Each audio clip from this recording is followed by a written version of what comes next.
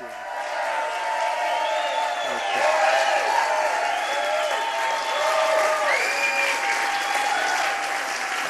Thank you.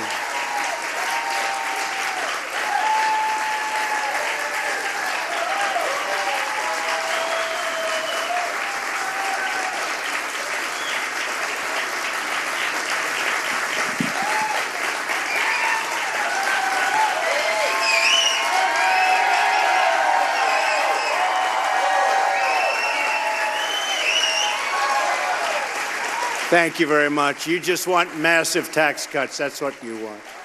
That's the only reason you're going so wild.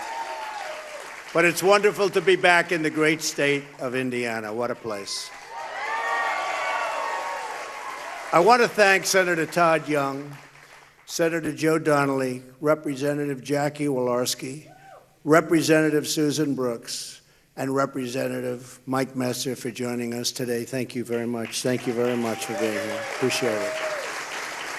I also want to thank members of my economic team, Secretary Stephen Mnuchin, and Director Gary Cohn for joining us as well. We appreciate it.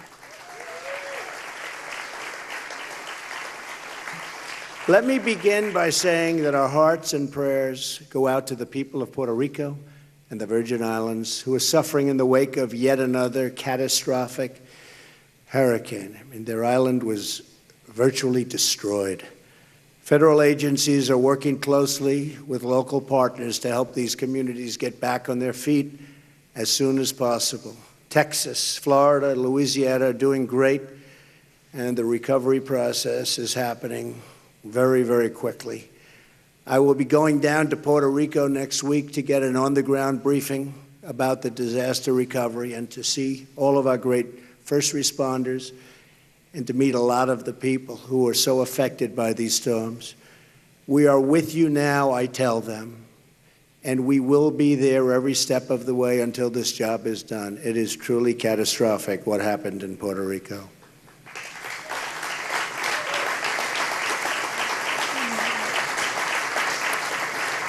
And massive amounts of water, food, and supplies, by the way, are being delivered on an hourly basis. It's something that nobody's ever seen before from this country, I can tell you that. And I'm very proud of all of the folks that have worked so hard in FEMA, all of our first responders, all of our police that have gone to the island because their police force has been so badly affected. And many of their policemen, in fact, most of the police people, have lost their homes, and it's been a tough go, but we're going to get it back. Before we go on to discuss the largest tax cut in our country's history, I also want to provide a brief update on health care. We have the votes on Graham Cassidy, but with the rules of reconciliation, we're up against a deadline of Friday, 2 days. That's just 2 days. And yes vote, Senator, we have a wonderful senator, great senator, who is a yes vote, but he's home recovering from a pretty tough situation. And with so many great features, including all of the block granting, the money to the states, et cetera, our health care plan is really going to be something excellent. It's going to be better managed for the people that it serves. Having local health care representatives is far better than having health care managed from Washington, D.C. Not even a contest.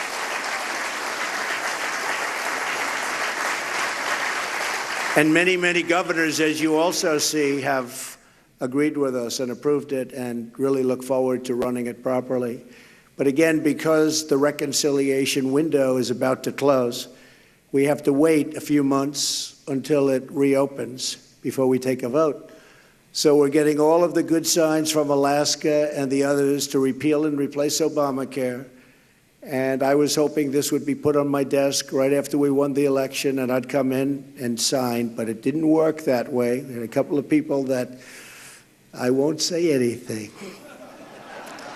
But early next year, when reconciliation kicks back in any event, long before the November election, we're going to have a vote, and we're going to be able to get that through, and I think we'll actually get it through very easily, and the time makes it easier. But speaking of reconciliation, the Republican Senate needs to get rid of the filibuster rule, which is blocking so many great legislative reforms the American people badly want and deserve. By the way, the Democrats, if they had the opportunity, which hopefully they won't for many, many years, they would get rid of it on day one. And most of you know exactly what I'm talking about. We're here today in Indiana to announce our framework to deliver historic tax relief to the American people.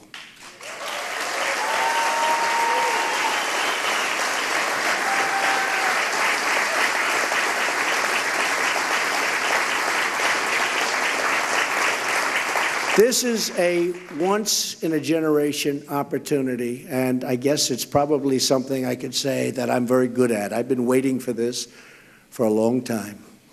We're going to cut taxes for the middle class, make the tax code simpler and more fair for everyday Americans, and we are going to bring back the jobs and wealth that have left our country, and most people thought left our country for good.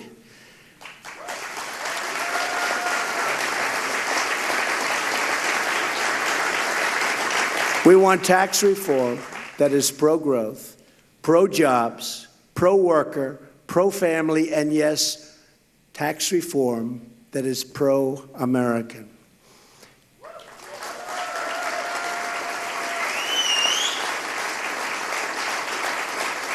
It's time to take care of our people, to rebuild our nation, and to fight for our great American workers.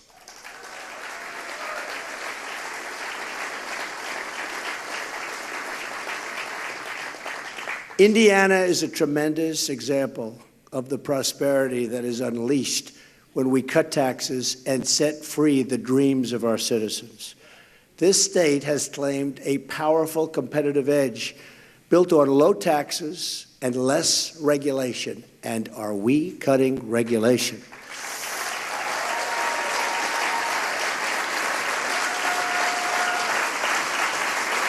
And businesses all across the country have taken notice. In recent years, Indiana has welcomed dozens of companies fleeing high taxes and high-tax states.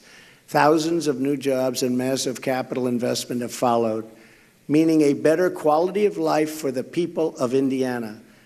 All of this is possible because the people of this state have made a decision. They chose to make Indiana competitive again. They chose, and their choice was so important, it included electing a governor who you may have heard of, who signed the largest income tax cut in the state's history, our very, very terrific person and terrific Vice President, Mike Pence.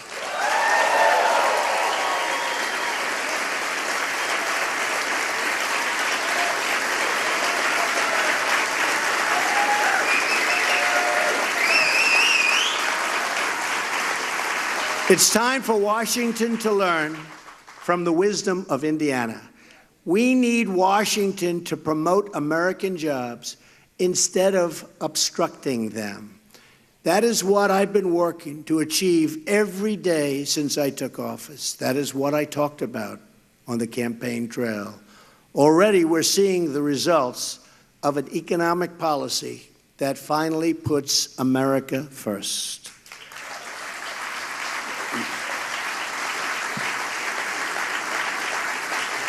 Unemployment is at a 16-year low. Unemployment for African Americans is near its lowest point since the turn of the millennium. It's really a fantastic thing to see. Wages are rising. Optimism among manufacturers has reached all-time highs. GDP growth last quarter reached 3%, way ahead of schedule. Nobody thought that was going to happen for a long time.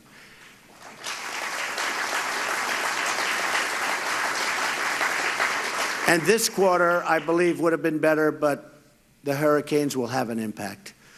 But other than that, it would have been, in my opinion, even better. Your government is working for you once again, not for the donors, not the special interests, but the hardworking, tax-paying citizens of our country.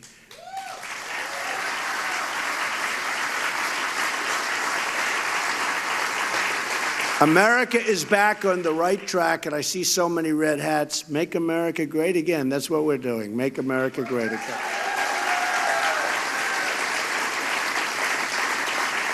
But our country and our economy cannot take off like they should unless we dramatically reform America's outdated, complex, and extremely burdensome tax code. It's a relic. Got to change it. We have to compete with other countries. The current tax system is a colossal barrier standing in the way of America's economic comeback because it can be far greater than it's ever been. But we're going to remove that barrier to create the tax system that our people finally and want and deserve. For several months, my administration has been working closely with Congress to develop a framework for tax reform. Over the next few months, the House and Senate will build on this framework and produce legislation that will deliver more jobs, higher pay, and lower taxes for middle-class families, for the working man and woman, and for businesses of all sizes. I look forward, thank you.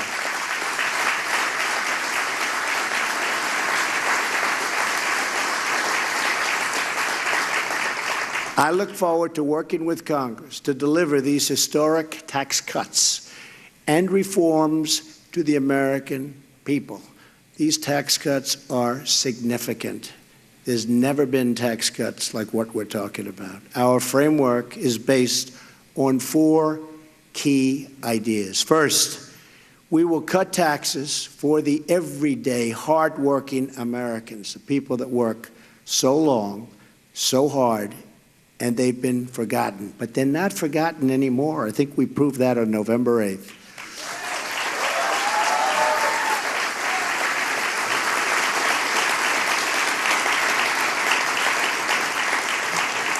Under this framework, the first $12,000 of income earned by a single individual will be tax-free. And a married couple won't pay a dime in taxes on their first $24,000 of income. So a married couple up to $24,000 can spend their money on their family, on their children, on what they have to do. So much better. In other words, more income for more people will be taxed at a rate of 0.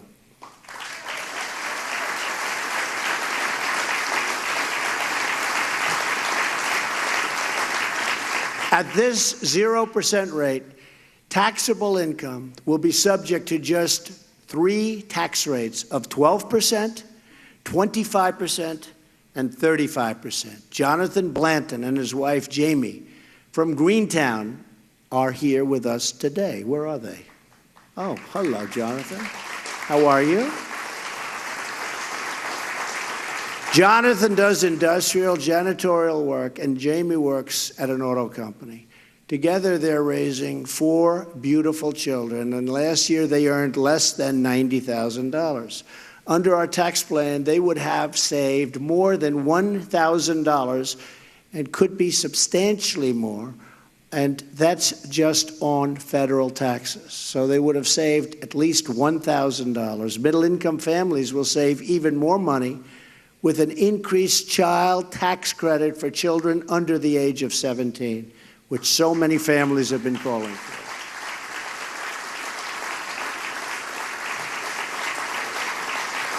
We will eliminate the marriage penalty in the existing credit and expand eligibility to include even more middle-income families, greatly expanded. We're also expanding the child tax credit because we believe the most important investment our country can make is in our children.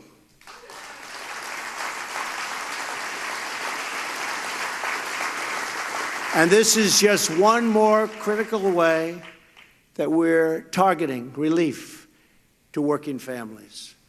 In addition, under our framework, those caring for the elderly loved, and we love these people, but we're caring and we take such care of the elderly and other adult dependents will receive financial relief in the form of a $500 tax credit.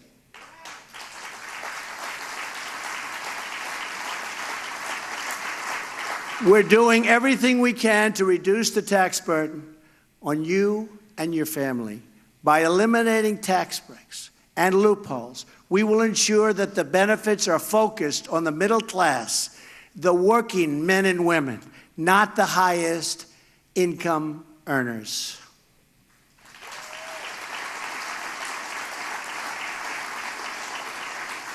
Our framework includes our explicit commitment that tax reform will protect low-income and middle-income households, not the wealthy and well-connected. They can call me all they want. It's not going to help. I'm doing the right thing, and it's not good for me, believe me.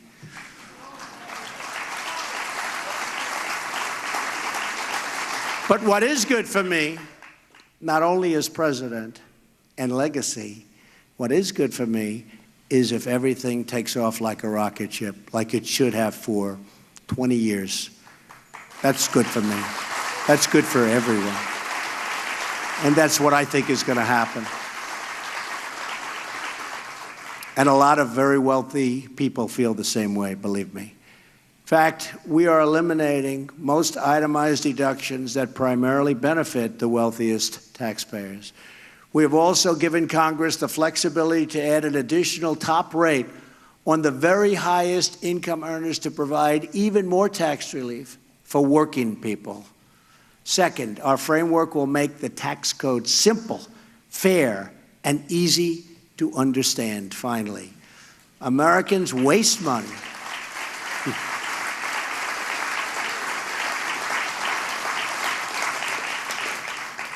Americans waste so much money, billions and billions of dollars, and many hours each year to comply with our ridiculously complex tax code.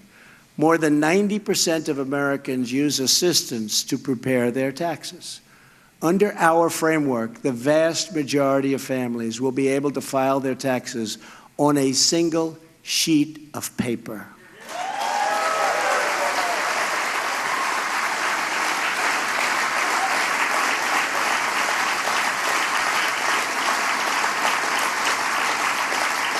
We are also repealing the alternative minimum tax, or AMT. About time.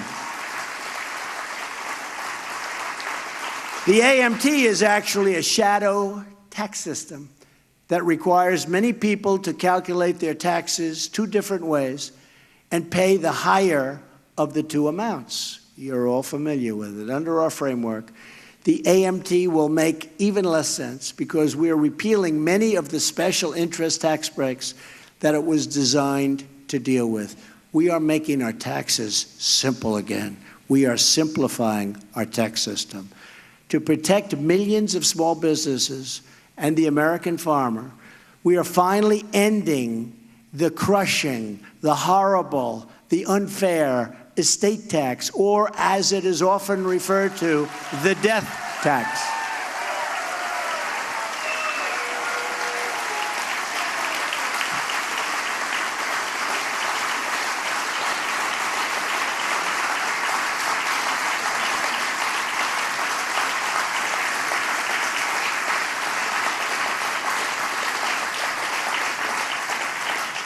That means, especially for all of you with small businesses that are really tremendous businesses, you'll be able to leave them to your family, and your family won't have to run out and do a fire sale to try and get the money to pay the tax, lose the business, ends up going out of business.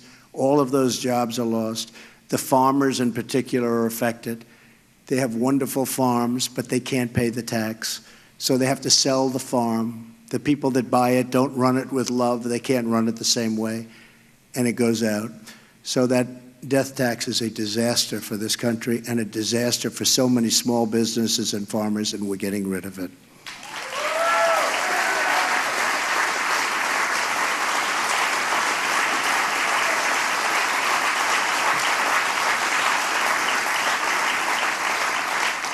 Now, if you don't like your family, it won't matter, okay? But for those that love your family, it matters a lot. With us today is Kip Tom, a family farmer from Leesburg. Where's Kip? Good, Kip. Hi, Kip. Who fears that his family's farming heritage, it's been a long time. How long, Kip? 187 years. That's peanuts, Kip. Wow, that's a long time. But that great heritage could come to an end because of the death tax or the estate tax, and could make it impossible for him to pass that legacy to his wonderful family. We're not going to let that happen. We are not going to allow the death tax to steal away the American dream from these great, great families, many of which are in this room today.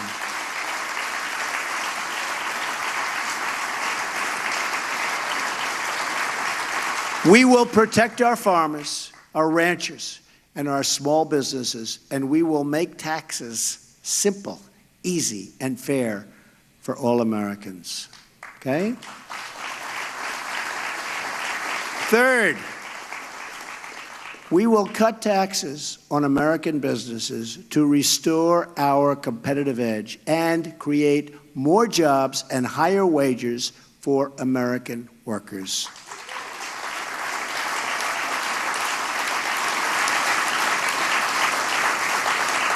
In Indiana, you have seen firsthand that cutting taxes on businesses makes your state more competitive and leads to more jobs and higher paychecks for your workers. Now, we want to do the same thing for America, making our country more competitive with other nations. And in many cases, those other nations are taking advantage of us in so many ways. They say they're friends, and perhaps they are. But believe me, I am renegotiating our trade deals, including NAFTA, including many other trade deals. And through regulation, all you have to do is look at the massive pipelines, Dakota Access. You take a look, 48,000 jobs immediately approved. So we're letting that happen. But in terms of the tax and the tax strategy that Ronald Reagan used to create an economic boom in the 1980s, when our economy took off, the middle class thrived, and the family income of all families was increasing more and more, and it was a beautiful sight to behold.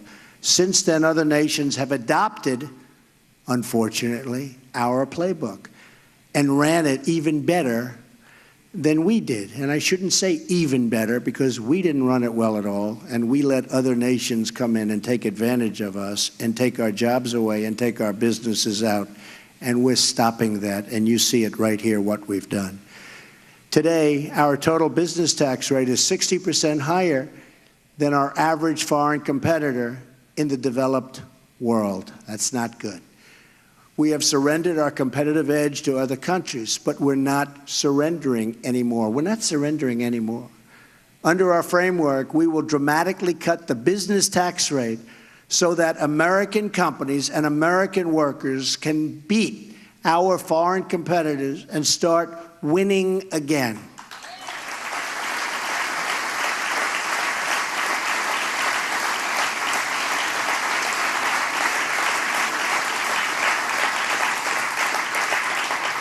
We will reduce the corporate tax rate to no higher than 20%. That's way down from 35 and 39,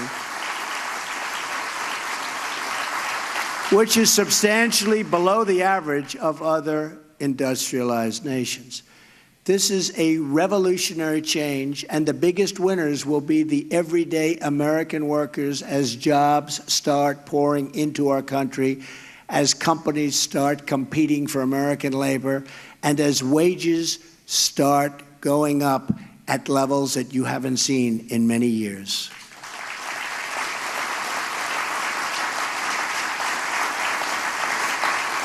When our companies move to other countries, it's our loyal American workers who get hurt. And when companies stay in America and come to America, it's our wonderful workers who reap the rewards. And I just left the United Nations last week, and I was told by one of the most powerful leaders of the world that they are going to be announcing in the not-too-distant future 5 major factories in the United States, between increasing and new. 5. You'll be hearing about that very soon. And I said, thank you very much. And he said, you know what? It's starting to happen in the United States. It's starting to happen. So I just wanted to let you know that. I promised I wouldn't say who. I'll keep my word, okay? Unless you force me. Members of both parties, it happens to be in the automobile industry, that's a good industry. Members of both parties should agree that we need a tax code that keeps jobs in our country and brings jobs back to our country.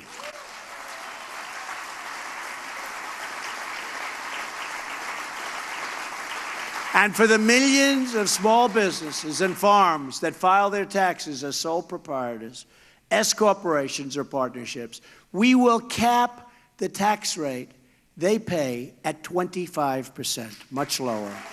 Big difference. This will be the lowest top marginal income tax rate for small and mid-sized businesses in this country in more than 80 years.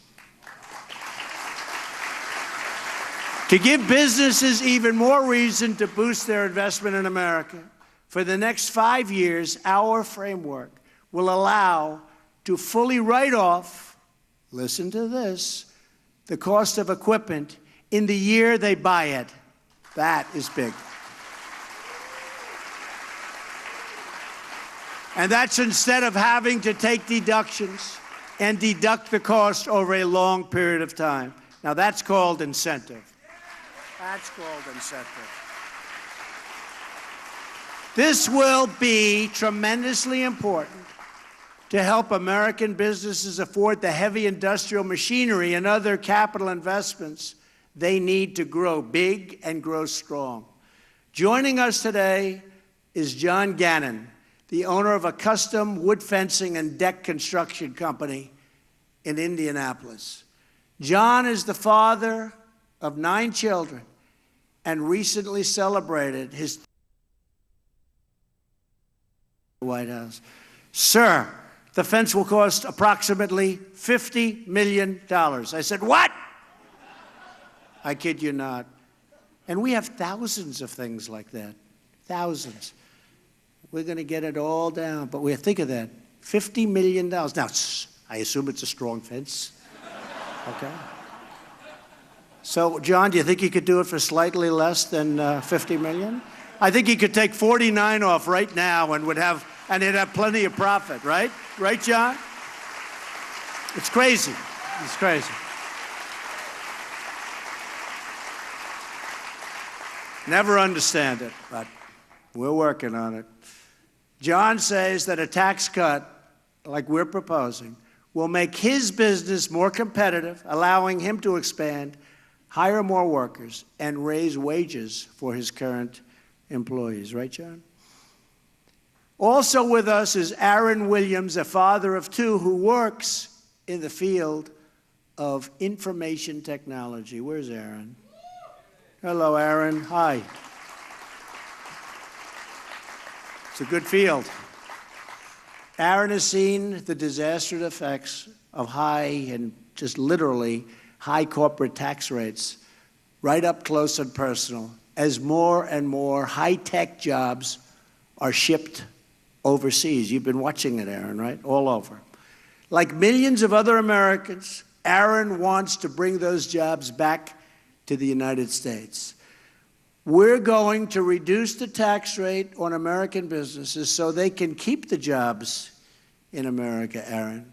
Create jobs in America, compete for workers in America, and raise wages right here in America. You're going to be in a much different position, okay? Thank you.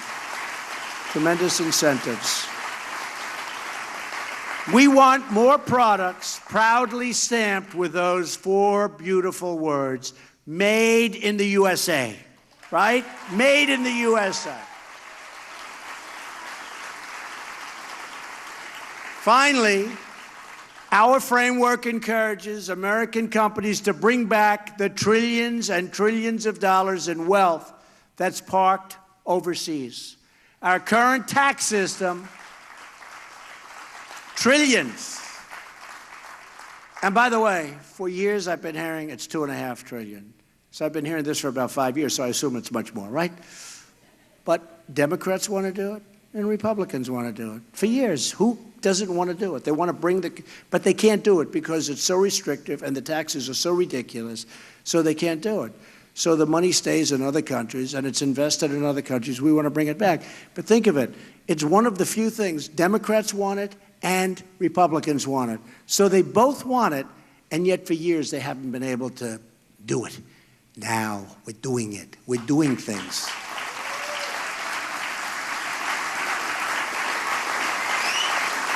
You know, it's one thing when we want a health care and they want a health care and there's a dispute, but here's something everybody wants and they can't do it. So you can tell you that there's a broken system in D.C., but we're getting it fixed I think, rather rapidly. You'll be seeing that over the next few months. Our current tax system makes us one of the few developed nations in the world to punish our companies when they bring wealth earned overseas back into our country. We're punishing them for bringing the money back in. As a result, corporations have parked many trillions of dollars in foreign countries, and many have incorporated abroad in order to avoid our punitive tax system altogether. And some companies actually leave our country because they have so much money overseas, so much, it's an incredible amount, that they move the company to get their money. We're going to let them bring the money back home.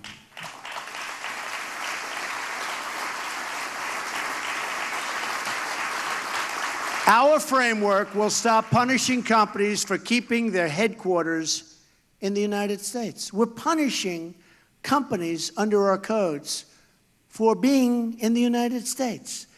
We will impose a one-time low tax on returning money that is already offshore so that it can be brought back home to America where it belongs and where it can be put to work and work and work.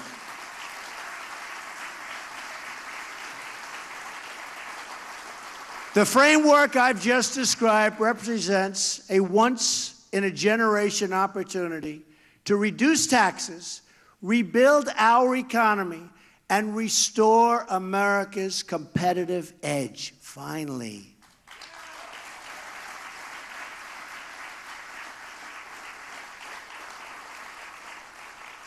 And I have to say, just before coming here, we released some of the details of the tax and the tax reform and the tax cuts, and it has really received tremendous, tremendous reviews. And if Senator Donnelly doesn't approve it, because, you know, he's on the other side, we will come here, we will campaign against him like you wouldn't believe.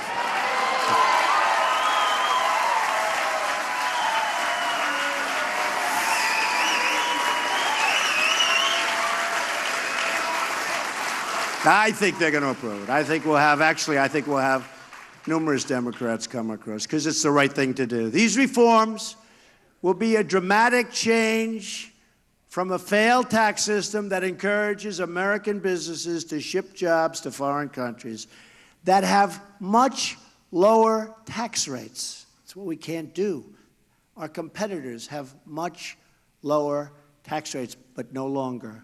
My administration strongly rejects this offshoring model, and we have embraced the new model. It's called the American model.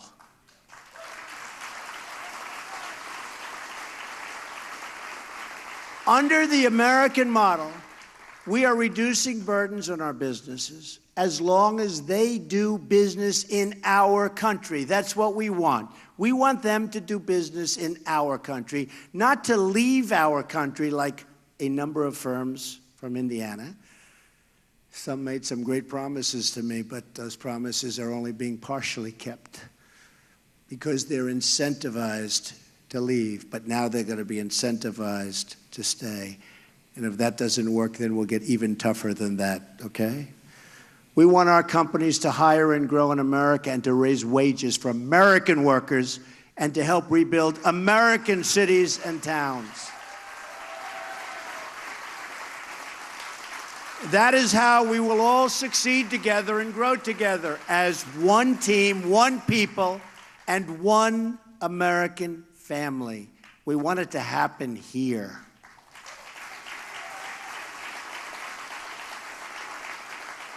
Tax reform has not historically been a partisan issue, and it does not have to be a partisan issue today. I really believe we're going to have numerous Democrats come over and sign because it's the right thing to do. I believe that it's the right thing to do, and I know many of them, and they're telling me it is the right thing to do. President Reagan's tax cuts were passed with significant bipartisan majorities at a time when there was a Democrat majority in the House and a Democrat Speaker, Tip O'Neill. Before that, Democrat President John F. Kennedy championed tax cuts that surged the economy and massively reduced unemployment. As President Kennedy very wisely said, the single most important fiscal weapon available to strengthen the national economy is the federal tax policy. The right kind of tax cut at the right time, this is the right time, is the most effective measure that this government could take to spur our economy forward. That was President Kennedy.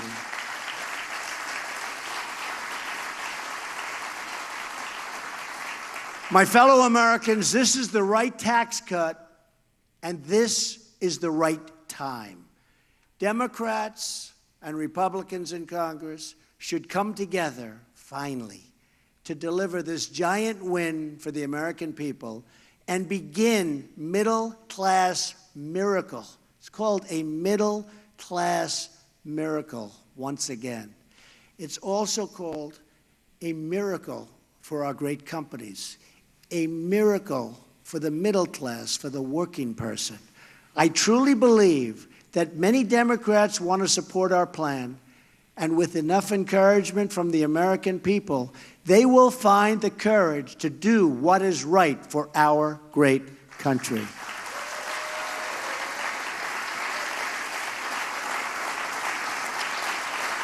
But they'll only do it if you, the American people, make your voices heard.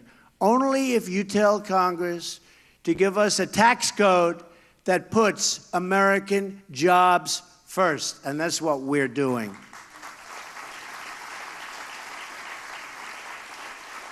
History has proven time and time again that there is no power on earth more awesome than the will of the American people. That is why today I am asking all Americans, Republican, Democrat, Independent, to join with me and with each other to demand tax reform that will truly, truly, truly make America great again.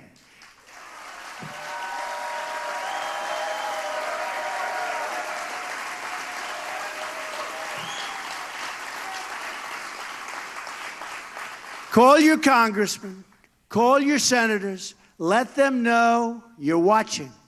Let them know you're waiting. Tell them that today is the day for decision, that now is the time to heal this self-inflicted economic wound, and that with their action, the future will belong to all of us. If you demand it, the politicians will listen. They will answer, and they will act, And someday, many years from now, our children and our grandchildren will remember this moment in history as the time when ordinary Americans took control of their destiny and chose a future of American patriotism, prosperity, and pride.